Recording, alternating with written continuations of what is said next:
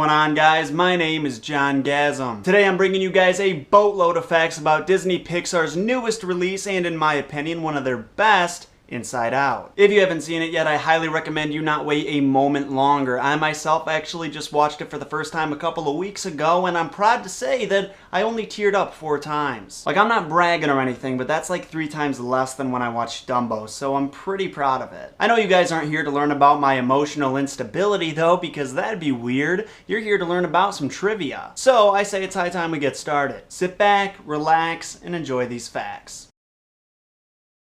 This is Pixar Animation Studios' 15th feature film. Inside Out was made on a budget of about $175 million, and as of October 2015, has made $792,300,000 worldwide. Production designer Ralph Eggleston said that he worked on Inside Out for 5.5 years, and it is the longest project he's ever worked on. The famous director Pete Docter also said this is one of the most challenging movies he's ever put together. Psychologists and other experts were actually consulted by the writer so they could make the way Riley's mind worked as scientifically accurate as possible. For instance, it's actually believed that short-term memories are converted to long-term memories during sleep, which is what happens in Riley's mind. We haven't talked about the famous alphanumeric combination A113 in a while, so I got a couple of facts related to that for you. During a scene towards the end of the movie where Riley is running away, A113 can be seen graffitied on a wall behind her. Also, A113 is the number of her classroom, which is about as accurate to the source material as you can get for A113. Another cool fact about her classroom is that at the back of the room you can see a world map with pins all over it. Those pins actually mark all of the places where Pixar movies have taken place. According to Lewis Black, who plays Anger, when he was offered the role by Pixar, they sent him a crate of their previous movies just in case he had never heard of them. He commented on that by saying, "If they actually thought I never heard of them, they either believed me to be a recluse or they thought I was just crazy." When Pete Docter and Jonas Rivera pitched the idea to Mindy Kaling,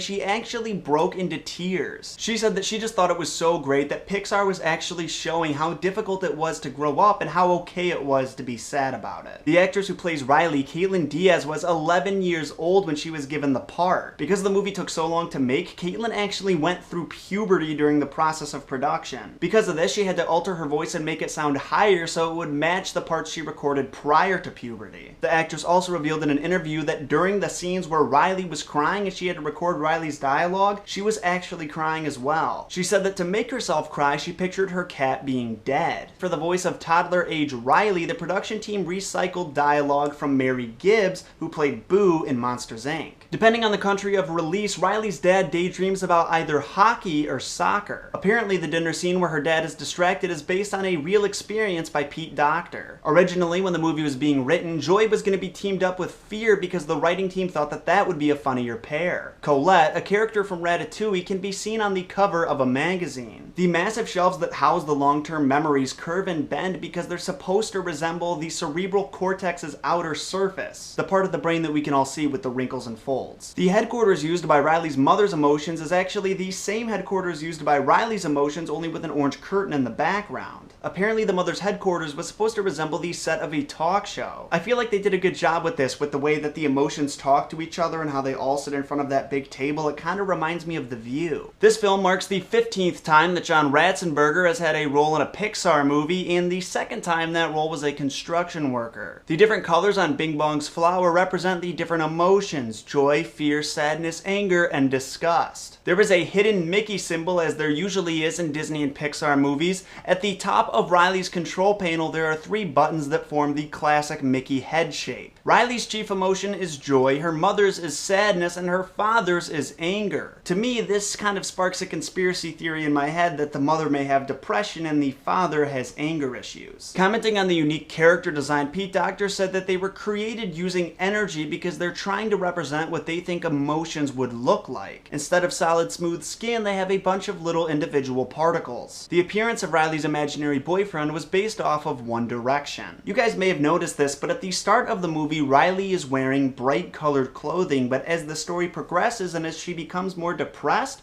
her clothes become more dark and plain. Riley actually wears more outfits in Inside Out than any other character in any other Disney Pixar film. Total, she has 23 different variations. Bing Bong's tail is meant to look similar to the Cheshire Cat from Alice in Wonderland. Watch the film again and you may notice that Anger always slams his fist on the console before interacting with it. Unlike the other characters, Joy doesn't cast a shadow because her personality is so bright. Something I definitely didn't notice is that Sadness only ever interacts with joy in this movie. She never interacts with fear, disgust, or anger. When the emotions of the cat can be seen in the credit sequence, the disgust cat can be seen coughing up a fur ball. The size of the emotion console expands and becomes more complex as Riley gets older. When Riley's family leaves Minnesota and heads towards San Francisco, during the road trip you can actually see the birds from the Pixar short For the Birds sitting on a power line. It's only for a brief second, but they're there. One of the girls in Riley's class has a t-shirt with a skull on it that resembles the shirt that Sid wears in Toy Story. I smell another conspiracy theory. Maybe that's Sid's little sister.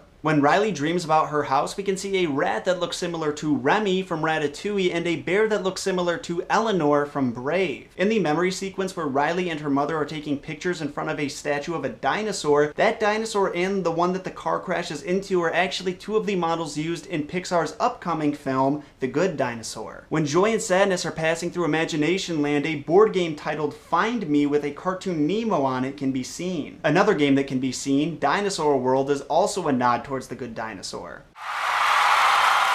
Unfortunately, my friends, that is all of the facts that I'm going to be sharing with you guys today. How'd you like them? If you enjoyed this video, it'd be pretty awesome of you if you hit that rate button with a big fat thumbs up. It takes about half a second and it lets me know you care. Also, be sure to comment your favorite fact down below, as well as any facts that you know about that I didn't share. Also, and this is just for fun, if you comment the word broccoli down below, it lets me know that you made it all the way to the end of the video. Bonus points if you use it in a creative way. I may just respond. Don't forget to share this video if you know any other Disney Pixar fans, or more specifically, fans of Inside Out. All you gotta do is click that share button down below, or you can copy the URL up above, write it on someone's Facebook wall, tweet it at them.